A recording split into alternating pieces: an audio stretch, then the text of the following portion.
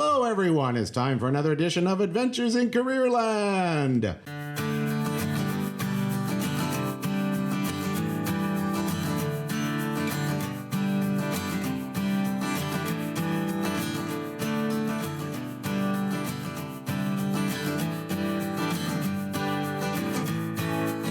I am your host, Adriano Magnifico. I am the career lead at the Riel Arts and Tech Center. That's a very cool space where 13 programs are housed, and they are programs that high school students and post-secondary students can choose to step off the beaten path and do a little more curious exploring about where their best skills lie and where their potential may lie. We know the education process is a very interesting process, and for every student who is unique, who has special gifts, this is a place to explore those gifts and uniqueness in ways that probably the high school programs generally have difficulty doing. So there are a lot of programs here: applied business management, automotive technology, baking, childhood educator, electrical trades, information systems, new media design. 13 programs here where you can test and gauge where your best self may lie. Pretty interesting stuff to do, especially the courage it takes for students to step off that beaten path. We're in the Broadcast Media podcast studio, and that is one of the 13 programs. And these programs also help students make really constructive choices, proactive choices, because they're getting in touch with themselves. They're getting in touch with their skills. When they leave high school, they have a better sense of, I think this is where my best opportunity may lie. I think this is where I can find a great opportunity for career and life path. Love this program. Love being a part of this teaching team, this dedicated teaching team as well. I'm working with two students from the Broadcast Media program who are my co-hosts. And our regular co-host, Lena Alforti, can't be here. She's off on a field trip with the Applied Business Management. We have a substitute who is just a keeper here. And that is our new replacement co-host for this session, Chin Kai. Chang, how are you, sir? I am doing excellent. I love it. Now, Chin wanted to be as a co-host on this space, but there's so many people who are working with us. He's been on the production side of the team. Yes. And how has that been going, Chin? What's it like being on the production side? So actually, being a producer is actually pretty fascinating. And like back on the previous episodes, I've been editing the Adventures in Careerland podcast. I just edit it and then cut it, and then I put some thumbnails and put it on YouTube, which is like very fascinating. Yeah, and you know what? Now you're seeing the whole picture, right? Because now you're a co-host, and you probably thought while you were editing, boy, what a bunch of idiots these people are. And now he's one of the idiots who is going to now record with us. I mean that with great affection. It's a different world when you're out here on the microphones. Do you feel that? Yeah. So when you're working the machines back there and the buttons, different world than actually talking into the microphones. We're also with another member of the Broadcast Media program, Andre Poitier. He's one of our regular co-hosts. How are you, sir? I'm doing great. How are you? All right. So how is life going with you in the Broadcast Media program? You guys just finished recording and streaming a weekend-long event. Talk about that for a sec. Oh, it was badminton. We had to sit down in front of a computer, watch a badminton game, and click buttons to make numbers go up. I know. That was the provincial badminton championships for Manitoba. I saw some of my friends from school playing there as well, and it was very nice to see. But my only problem is I wasn't very enthusiastic about it because I was hurting a lot. Like I left there with a flu, so much so that I didn't go to one of the biggest events for a cadet. I had to miss that, and it was devastating. But other than that, I found it really good. I was really proud of everybody, the way we all were able to handle not exactly knowing what to do, but all just figuring it out and getting through it. I love that. That's difficult. And what a tribute to you, sucking it up and working through the pain. Everything hurt. I don't want to get into the details, but you did, and we don't want to hear it. We don't want to hear about all the bathroom. Also, we don't want to hear any of that stuff. Also, Chin here was my savior because I could not pay for the parking because I didn't have a credit card. But Chin hooked me up And I thank you so much for it, man. Yeah, no Chin, you're a good guy, but you know you're never getting that money back, right? No, from Mr. P. From Mr. P. Okay, okay. Oh, actually, I still have those in the car. I'm gonna have to get that for lunch. Yeah, That's- to give me that. That's very good. But you know what? You're speaking to something that's very important in schools. And I think if schools did more of this, they would be much more engaging places for students in general. You're doing work, hands-on work outside of the building. There's a whole new classroom out there. When you go to Sport Life Manitoba building, where there's an entire world of badminton going on there. People are coming from all over the province to participate in this. And your Cracker Jack broadcast media team is there, streaming it, filming it, putting it out there for people to watch. How many hours? You're talking what? 5 hour shifts on Friday and like 3 hour shifts on Tuesday. Oh, sorry, not Tuesday, Saturday. And then hauling all this equipment. You can't believe I watched these students haul this equipment in and out of this building. My gosh, this is quite the ordeal and quite the physical activity. There's so much. We're surrounded. We're in a podcast studio. We're surrounded by all the equipment that came in from the badminton event, and all the bags, all the cords. Amazing what you guys do. My question to you is how important, how valuable is that, finding classrooms outside of the regular high school classroom, those four walls? How important is that to you? I think it's really important. I think it just helps everybody connect because, I never really knew Chinkai very much. I mean, we met like a few months ago, but I never really talked to him too much. But then him helping me out just like showed me who Chinkai really was. Yeah, indeed. So in my opinion, I think like going outside to have this kind of actually hands-on ability makes us a really kinesthetic ability to work on, because we are in the broadcast media and then we need some actually like hands-on ability to work. Yeah. And that's super useful to talk to an employer saying, I've actually done that. Indeed, yeah. That's very powerful. And I love that Chin used the word kinesthetic. He's raising the vocabulary of the whole co-host group. Yeah, I want you to take a quick lesson. He's here as a first timer. Hold on, let me just Start writing written that down. Start taking notes on Chin. That's awesome. Hey, so it's important stuff though, right? If you're sitting in the four walls in a classroom, and that's the traditional style of education though, right? Teachers at the front, we listen, we take notes, we get tested. Absolutely. For the most part. That's the way school works. Agreed? Yeah. Is that the way it's worked for you, Andre? It's not worked for me, but it's the way it's worked. It's the way it is.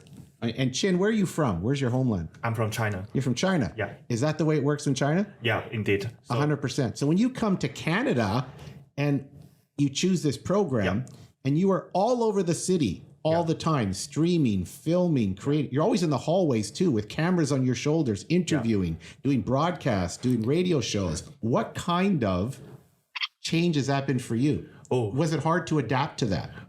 I think it depends on the courses, right? So I choose this course of broadcast media that makes me have like really, really practical ability for me, because I was actually a pretty introverted person. So now I've stepped out of my comfort zone to become like more extroverted. Good for you. Good for you, Chin. And you know what? We have a guest here who, in my lifetime, I've known Craig for a long time. He's one of my first students when I came to Windsor Park Collegiate back in the Louis Riel School Division. I started in River East and then came to the Louis Riel School Division. And Craig was one of my first students. Craig Adolphe is our guest. And Craig, you've had a lot of experience with stepping outside of the classroom. How are you, sir? Craig Adolphe, how are you? Welcome to the podcast. Good. I'm doing well. Happy to be here. And I think that's probably true. I have spent a lot of time out of the classroom. And that's part of think back to your Windsor Park life. You graduated in 2007 from Windsor Park. I remember those days because, I ran the career internship program. I was trying to start it up there. It's still going very well at Windsor Park. And I remember, do you remember me talking to you in the hallways? You're a grade 11 kid and I'm looking to talk to you in the hallways. What's going through your head in the hallways at Windsor Park at grade 11?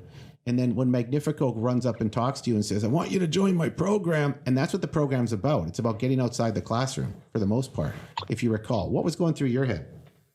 Uh, going through my head, probably just thinking about cartoons or something at the time, something silly. But I think for me, I was established pretty early a pattern of like when someone invites you to do something or when you get pulled into something, just kind of run with it. I think I was always involved with a lot of stuff as a kid, so doesn't take a lot for me to get pulled into something if someone offers.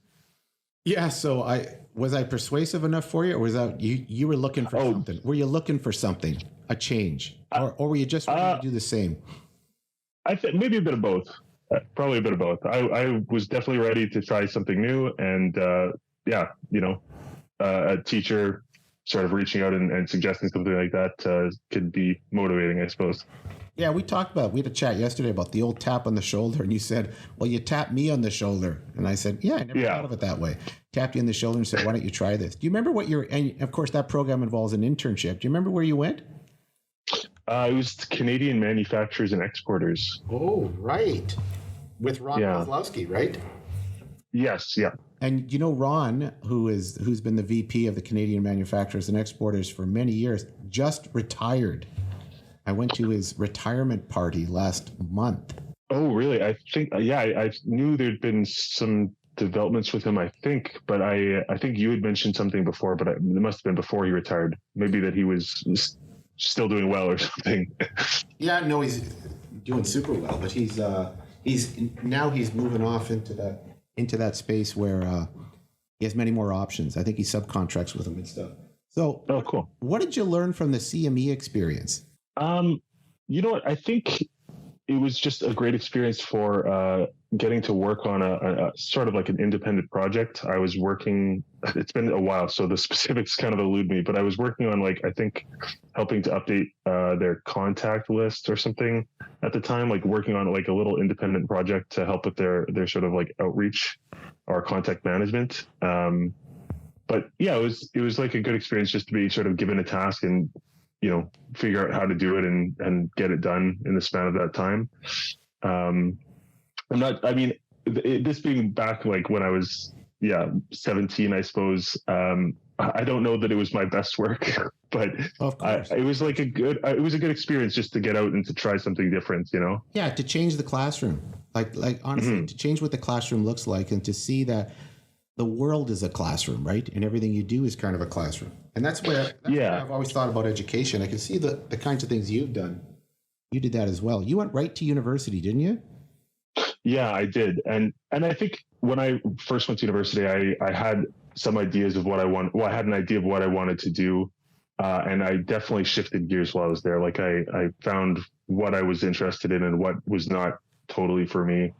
And so it took me a little while to get through and finish my degree, but it was a very good experience. And I think I have one thought in the back of my head of like, well, it would have been nice to sort of finish earlier to move on to my career earlier, but I got so much from my time there as well, like just in terms of trying different things and sort of sticking my toe in different things and I think we'll probably talk about getting involved with the campus media and stuff.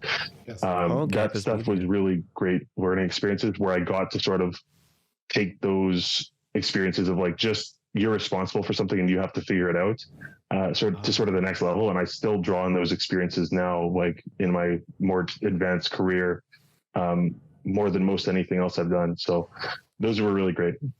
And that's what most people think about, right? When they take the courses. I'm sure you don't remember all. You took psychology and sociology. You'll talk more about that. But you remember more the outside experience where you were working with the team. And those are the ones that actually shape you, right? So when I talk about those classrooms, I think those are the great moments of learning. Those are the great character developers when you're in spaces that just don't involve a textbook and regurgitating some info from a textbook. So, no. Great stuff. Hey, talk about that. You're at the U of M. You're taking your time getting your degree, and you're figuring out those important pieces of, hey, I like this. This sticks to me. I gravitate to this. I like this. I don't like this. We talk about that as collecting your dots. You're collecting those dots of what's important to you, and you're accumulating experiences. Now, talk about you. You became the editor of the Manitoban, which is the school newspaper, which is a big deal, while you're getting an arts degree, a sociology, psychology degree, which is one of those degrees we talk about this back in the day was one of those, well, I guess there's nothing else to do. I'll get a psychology degree. And yeah. Oh, good. I can't wait to become a barista at Starbucks with my sociology degree. And that's the way it was perceived. I never perceived it that way. I thought these were great opportunities to think, to analyze, to ponder, to philosophize, like all those kinds of things that those courses allowed you to do make you stronger. But it had that rep, right? I mean, in those days.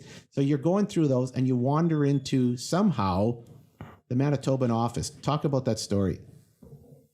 Yeah, I had, maybe I'll even jump back quick one step, but earlier as well, I had gotten into, community gardening and working to start a nonprofit in the neighborhood that was just like focused on building a community garden. So a lot of like grassroots, just getting involved in starting something from scratch. And it was inspired by another community garden in the city as well.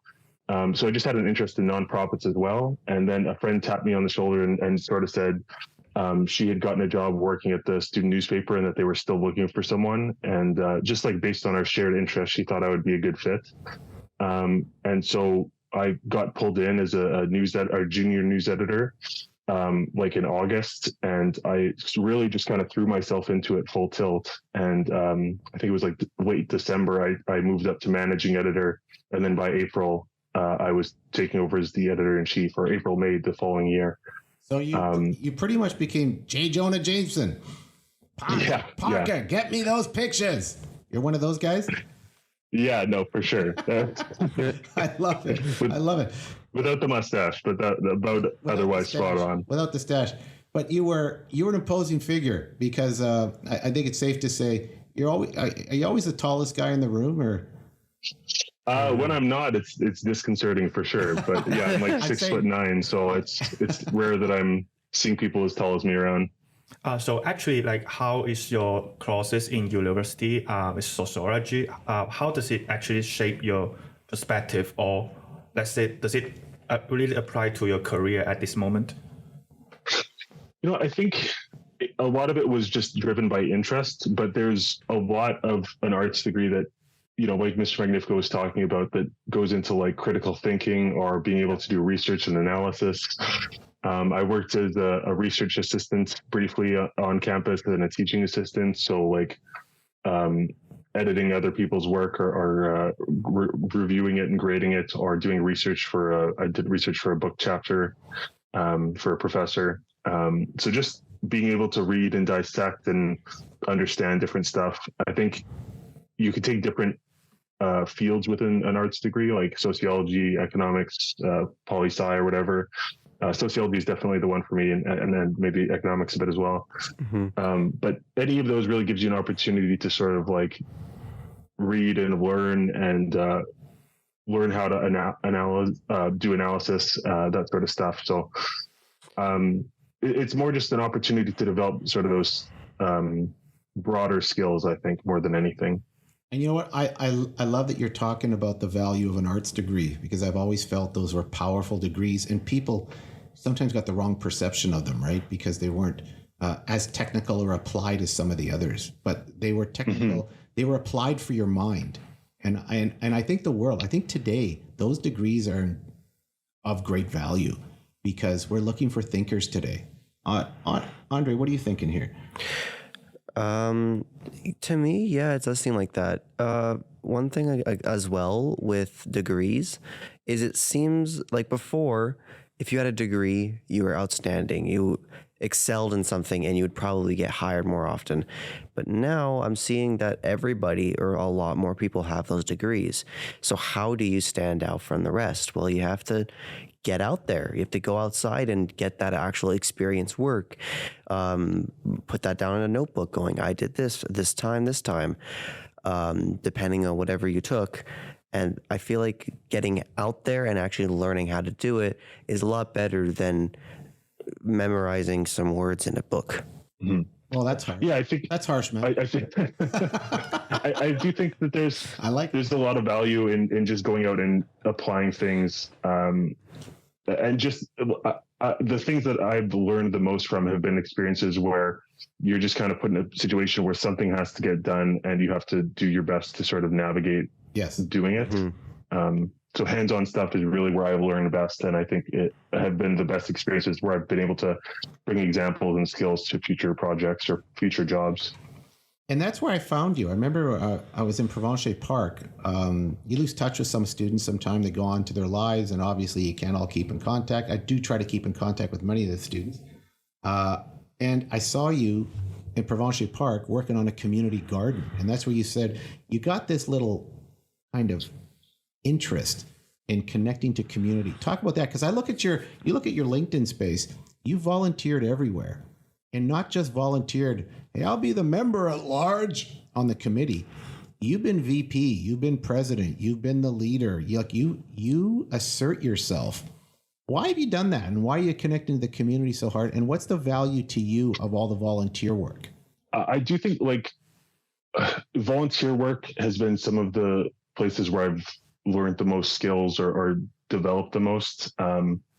It's not exclusively, but sometimes when you're working, you're doing what has to get done as opposed to what you think is the best thing for your development, or what, sometimes you get lucky and you find something that hits all those notes at the same time. But I've just had a lot of opportunities where I wanted to be a part of something. There was a group called Sustainable South Osborne that worked on community gardens in a fruit orchard in South Osborne. And just that really inspired me. I encountered that through university because there was another student who went on to be a professor who was involved in starting that.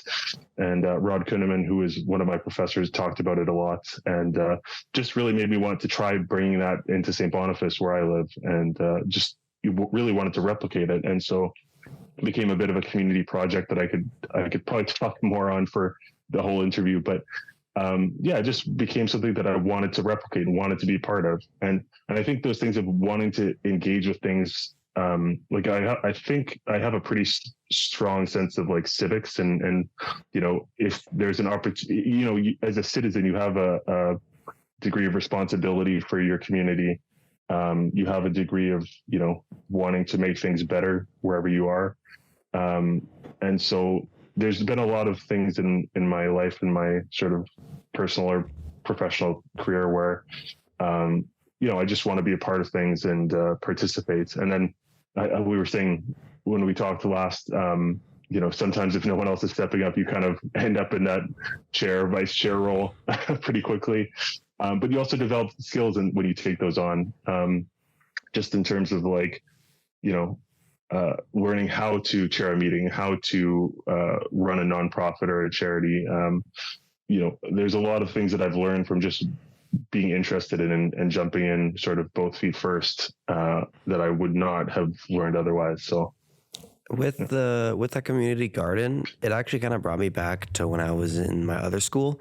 Our school had given up a part of its large field where kids would always play to make a huge, a bunch of different community gardens with a shed that's accessible to the public. And none of the students got to build it, but I know the teachers did. And I know that some of the students felt connected to it because it was a very community school, small town, Deschênes. And as much as there were some students who tried to break it because that's what dumb kids do, there are other students who thought it was nice and kind of enjoyed the watching people, come in, plant something, and come in later and take it. And I don't know. It was just a connection I made to me with those community gardens. Yeah, I think that's a really interesting point. Is also when you start building something, it can pull people in, right? When you create something like a project or an institution or something, there's an opportunity for people to have a sense of buy-in, and it pushes them further. There's something about just seeing something positive around you that sort of motivates other people as well. Mm-hmm. Yeah. Hey, think about this, Craig. You've done a lot of different work. Did you ever take some of these on and go, what have I got myself into? Like, yeah, no, definitely. Like many times, like I do this often myself where, oh my gosh, I'm the president of this now. Oh my gosh. I just wanted to be a member at large. And suddenly you're the president. And just to help out, do you ever take this on and get it? I wonder about when you're taking all these on, does it get easier and easier to do it? Or do you always have a little sense of, I always talk about myself as having a bit of imposter syndrome. Do you know what I'm talking about? Where am I sure I'm the right guy to do this? You know what? I think I'm kind of through my imposter syndrome phase. Like I've had enough, and I'm sure everyone, it sticks with a lot of, everyone, no matter how much skill you have, there's that sense. But for me, it's not so much that is like, sometimes it's like, what am I getting myself into in terms of like one too many things, right? And so my biggest challenge is with that sense of wanting to be a part of things and wanting to join boards or volunteer or join committees. It's like at a certain point you look around and say like, I've got, something booked every day of the week and this is not really sustainable, or I'm not going to be able to bring the best of myself to each one of these roles with how many things I'm doing. So one thing I do constantly have to work on is like, I have to limit myself, and if I've had periods where I've found I'm on too many things, and then I have to sort of like consciously say like, okay, well, as of the next like AGM, I'm unwinding my responsibilities and going to try to leave this one role in a way that doesn't like disrupt the flow of the organization or the board or whatever it might be, but like I'm just getting ready to unwind and trying to find a replacement who will come in for me and take on this role so I can focus more intensely on the one that I'm most passionate about, or the one or two things that I'm like really where I can add the most value. So if it feels like something where, I don't have that special skill set to move this project or this organization further any more than, anyone else, then it's like, okay, well then I can sort of like bring someone else in to continue that work, and I can focus on something where I know I'm going to add more value. And you know what? I think you're saying something really important to our 7 or 8 listeners out there who it's really important for you to take care of yourself during these processes, right? And when you do take on too much and it wears you down, all of the organizations don't get your best. You know what I mean? So yeah, totally. I really think when you overextend yourself sometime, I mean, you have to do that sometimes. When things get busy, they get busy, whatever you're in, right? But if that's going on every day of the week, you have to take care of yourself too, so that you can be of service in the best way to some of these organizations. I've noticed that too. Yeah, I think there's a couple of different ways you can sort of like spin it as a metaphor, but like, you want to be able to give off the interest, or like you can't be wearing yourself down so that, every year there's a bit less and less. You've got to be sharing that surplus as opposed to like, burning into the principal or whatever. But or if you're talking about like plants or whatever, you're sharing some of the harvest, not what you're trying to grow. So yeah, you're not constantly trying to seed it all the time and seed it all the time and seed it. Yeah, exactly. Yeah. Well, that's a great metaphor. And of course, I'm burning with pride right now because you were my English student and you're using a metaphor. How exciting. It's a beautiful thing. Yeah. I love that. Now, you know what I'm really interested in too is you become a writer for the Manitoban. Now, I had you in English class and you're a pretty decent writer, I thought, but for you now to become the editor and pretty much a copywriter for the Manitoban is amazing. Did you discover your skill set in writing more, or did you begin to like it? Like, how did you get into the writing gig? Because that's a big communications piece. It's hard to find good writers. I vaguely remember there was an assignment you had for one of your classes where you gave bonus points for, it was like doing like metaphors or similes or something, and like I am like the sun, and I this and this, and like you're comparing yourself to different things, and I remember you gave bonus points for it. So I did like 4 or 5 of them. Yeah, you were prolific. Right? Yeah, you were becoming one of these guys who wanted the bonus. You didn't even want to do the real assignment. You just wanted the bonus part. Yeah, no, I had to catch up somehow for sure. These bonus points are but I think I never expected to be like pulled into writing in particular. I managed to actually win an award when I was working at the newspaper. I won an award for like best news writing from a student paper in Canada one year. Oh my gosh, that's spectacular. Yeah, I mean, it was a nice little feather in my cap for sure. But for the most part, I honestly, once you get involved as like the editor in chief, the amount I would write went from like, 2 to 4 articles a week down to like 1 every 2 or 3 weeks, because it's like you're editing so many people's work instead. And even then, I would say copy editing was not my strong suit. Like I had other people who I worked with who are really proficient copy editors, and a lot of what I did was looking at sort of like looking at it from sort of like that analysis perspective of like, what is the flow of this article? Is there any legal implications? Is this technically incorrect because of how they worded it? Like making sure they're not wording something in a way that loses accuracy, and some copy editing as well. But, that was part of assembling a team, is bringing on these people who have skill sets other than your own to cover your blind spots, your weak spots. That's amazing. And think about this. Like you've gone to university to pick up a degree. The average student goes to pick up a degree. You've turned university into this universe for yourself where you're attempting different exercises. You're stepping outside of your classroom.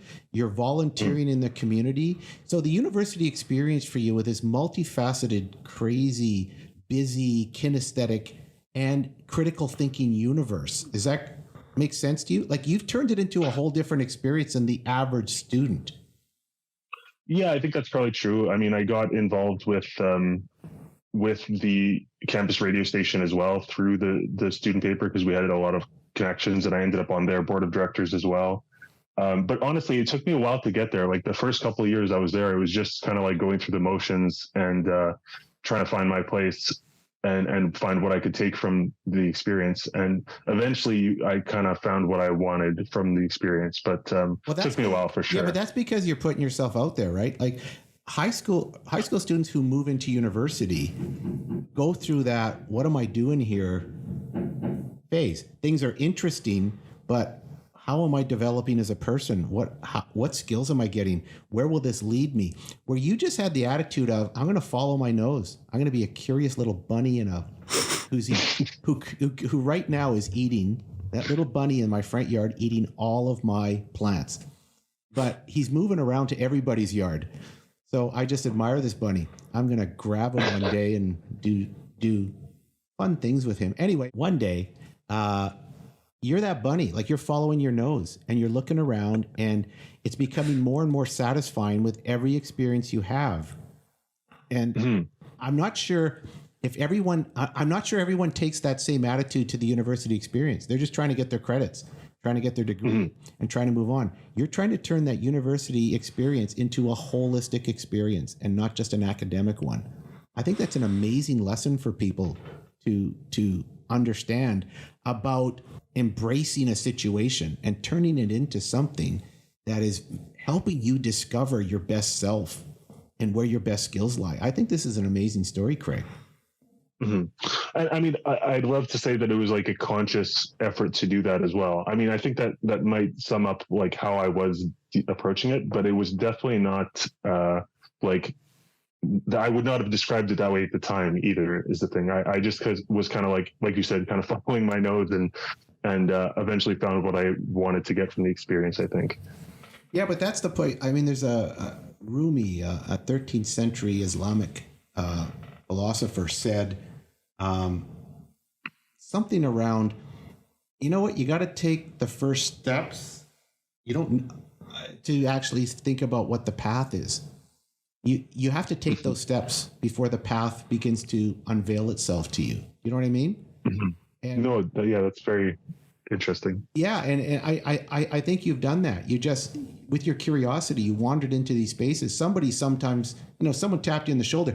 If that person didn't say to you way back when, hey, come to the university, there's a position opening, I'm doing it, would you have even done it? But that's part of life. That's the tap on the shoulder. That's you going, oh yeah, I'll check that out. and you're and that's part of who you are and how you think and how you like to manage your life and how you like to take your steps. I think that's amazing. Yeah. Is that just kind of how it works? Do you just follow your nose that's how it is, baby? Like the toucan? Just follow your nose. What if you're a toucan? Well, that's a bigger. Well, I'm an Italian with a Roman Gothic nose. Look at the size of this schnozzola, boys. Look at this right here. Okay, that's a big nose to follow. So I have a great responsibility. But I've always kind of followed my nose. I've always just thought I want to check out activities, events. I want to meet people. And half the time when I go to the events, I'm going, should I even go to this? I don't even know. I'll go to it and I think, I'm so glad I'm here. You ever feel that way, Craig, where I'll go to this thing and it turns out to be gold? Yeah, all the time. In terms of like social outings, like I would be happy to never go anywhere. Like I'm not a gala kind of guy or wanting to go to like social events. And it's not like I love people and I love seeing people. I like I've listened to some of the earlier podcasts and I've loved hearing what people I know from high school that they're doing well and that things are going well for them. But it's one of those things where like, I know through COVID a lot of people had a lot of issues being so isolated. Like for me, it was just like, any other day I was very comfortable at home. Even though I like people, I don't have this sort of like need to be around people. And then anytime I get to be around people, it's just like a bonus. It is, right? Like sometimes too, like people always say to me, Magnifico, you're an extrovert. I went, no, I'm not. I'm not quite that way. It seems that way sometimes, but I like my privacy. I like being alone. I like doing things. But when I get out there, I think, I'm so glad I'm out here. Like I think there's two sides to all of us, right? And once we exercise both sides, it just creates a deeper balance inside of you and greater opportunity. I look at some of this work you've done. How important has your network been to you? Who have been the mentors in your life that have made a big difference for you? You know what? I think there's probably different layers to that. For me, I think my parents, I know it's kind of like starting from the foundation on that, but I learned a lot from my parents just in terms of like my morals and like for my dad on my morals, and for my mom, I think I just take after her on a personality level as well. Not that she didn't teach me morals, but that sort of like positive attitude and not sort of like burning any bridges, like just being polite and sociable. Like I definitely take after her on that a lot, and that's contributed a lot to like how I work with people. And then I think my cohort, just like my social circle, I think you just pick up a lot of who you're around, and I have a lot of admiration for the people I tend to surround myself with. And I don't think I have an approach that's like deifying anyone. Like I don't have like one person who's like the one person for the source of like truth and how I should be living my life.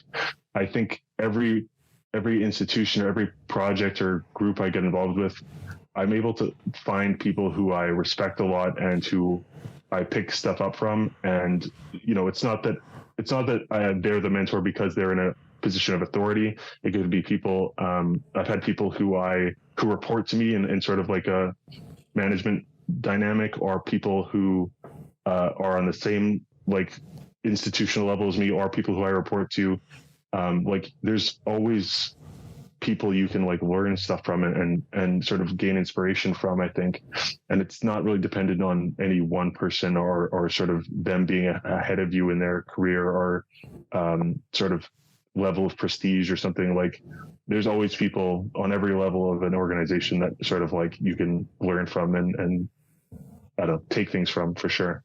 Hey, just quickly, before we get to the quick cues, so you're in marketing and communications with Service Canada, correct? Yeah. Okay, that's a government job. So you've gone from these really eclectic, interesting skill developers, follow your nose kinds of jobs into the government. Has that been a big change? There's definitely a pretty big change when I first got into it, just because of the size and scope of it. some things are slow to change, and there's so much more you have to learn about the institutions. From going, like I had periods where I worked for a charity where I was the only staff person, or working for a different nonprofit where there's like a staff of 4 people, or running the Manitoban where there's a staff of basically everyone except for the editor-in-chief and business manager are part-time. And so being overseeing a small organization like that, relatively small anyways, but to going to a government position where within the region I operate in, there's like 8,000 plus people, and it takes years to sort of learn the different branches and teams, and you're still always learning about how dynamics work within the structure of it. There's a steep learning curve there, and it's harder to like. One thing I loved about charity work and nonprofit work and those volunteer things is you can get in, assess everything around you relatively quick, and just start making changes to how the organization works. So there's like a kind of slowing it down of that process, but with time you can still do that same sort of work. So there was a big learning curve, but it's also great to have a pension. It's not something to knock, so I think there was definitely a steep learning curve and a big transition, but you're still able to apply those skills, I would say, within government. And I love being a public servant and being I really like the idea of again working for the government, just in terms of like having that mandate of the giving back to the public and giving back to citizens. Even though I don't work with them directly as much, most of my clients as a communications person for the team I'm on are internal clients, but I do love what I do, and I love the sort of mandate we have, for sure. Yeah, because that's a different mindset when you're in government. The regulations, the rules, and again, it's a tribute to your dexterity you've developed as a person to function and to be a part of that team and to add value there. So good for you, man. I think some people say, I don't like my government job. You sound like you like it. You sound like you're working at it and you're making a difference. And we have those kinds of people in government. We make our world a better place. We make our society a better place. So I'm proud of you. Proud of you for being a part of that. That's good stuff. Craig, interesting stuff here. You want to give some quick advice to a grade 11 student? What would you tell them? I think, like we kind of talked about, volunteer roles can be huge for development and learning. Throw yourself into whatever you decide you want to do. Be open to trying new stuff, and be respectful and avoid burning bridges. I would say build relationships, and you never know when you're going to be working with someone again or encountering someone again.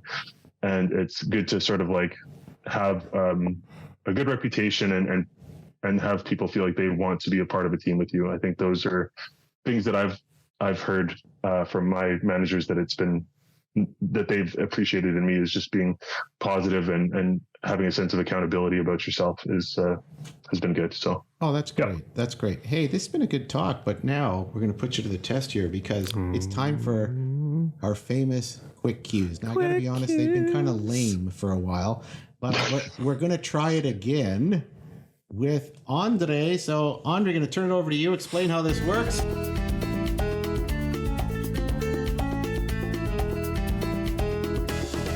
Oh my goodness! If you through it. I love quick cues. I don't know what he's talking about, but quick cues are great. All I have to do is ask you a question, you answer quickly. I ask you another one quickly, and you answer quickly again, I guess. Let's do it. Anyway, first question, albums or singles? Albums. Pool or beach? Pool. Call or text? Sorry, say that again? Call or text? Text. Steak or chicken? Chicken. Bugs Bunny or Roadrunner? Bugs Bunny. Red or green? Green. Government or non-public? Government. Cool tire rims or cool paint job? Tire rims. Frosted Flakes or Oreo or Cheerios? Cheerios. And what is your favorite podcast? I like Majority Reports. I like anything. No. We can't post this anymore. Well, we'll give you one more chance. We'll give you one more chance. We'll give you one more chance. Okay. All right. What is your favorite podcast? This one. He doesn't even know the name. What's the name of the podcast? Adventures in Careerland. Woo! I'm an avid listener. All right. So now you just declare that we can actually upload you onto the internet. So well done, Craig. I can't believe you had all these other podcasts ahead of us. Ah, you shall have no gods before us, my friend. Always remember that. So, hey, Craig, this has been a lot of fun. You've done a great job, and I got to say the Careerland, that's not public, non-profit. You meant, didn't you see? I can't read your writing. Oh my gosh. Oh well. They have so much to learn, Craig. Anyway, it's been fun. Hey, you got a great story, Craig, just about you are a kind, friendly, generous person. We didn't even talk about your basketball life. You were a big lug in the basketball team back at Windsor Park. You're a key player there. And we talked about how you never felt really kind of as a great player, but I think you turned into a great player by the end, and you were really good, instrumental. Remember that provincial championship? How cool that was! Yeah, I mean, I was not the best, second best. I don't know that I was in the top few on the team, but we had a very good team, and I definitely, I feel like I hit my stride in the last few months of that season. So you were a very good player, and you became a good player. And I say that because you talk about growth throughout this podcast. You talk about, I've done this, I've grown here, I've learned this, I've come to this. I just put everything into this. I work at it. And I felt that, I saw that when you played basketball, and it was always fun to watch you play basketball in those days as well. So, hey, I appreciate you being on this show, on our podcast. And I think you've got a great message for students, especially about university, just to go and embrace the moment there. How many times do you get to spend 3 or 4 years in a space where you're just learning? You have a chance to pick up ideas. You have a chance to meet people. You have a chance to share views. You have a chance to have great debates and arguments about whatever you want. It's just a great space. So good for you. You put it in a context that may make university a whole different experience for someone. So I think this is going to be inspirational for people, Craig. I appreciate you doing this. Appreciate you spending the time with us. Any last parting shots for us?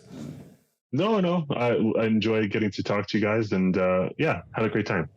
Thanks. Well, Craig, I appreciate you being here. Thank you to Chin. Chin, how was it for you? First time on the mic. Yeah, I'm doing excellent. Yeah, he's looking. Chin's been the most attentive guy. Awesome. You've just been a great substitute for Lena. I think Lena should be worried. And and Andre, as usual, you were okay. And I'm kidding, Andre. You're very good. And Grace was working in the production room. Thank you, Grace, for doing that. We also Achilles is one of our production people, and Chin is usually a production people, so I appreciate them and all their work in helping to put this podcast together. And of course, Mr. P, Mr.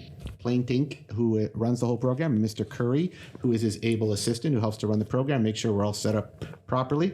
And you can catch this podcast on all of your favorite podcast platforms. So I appreciate you all listening today. And that's it for another edition of Adventures in Careerland.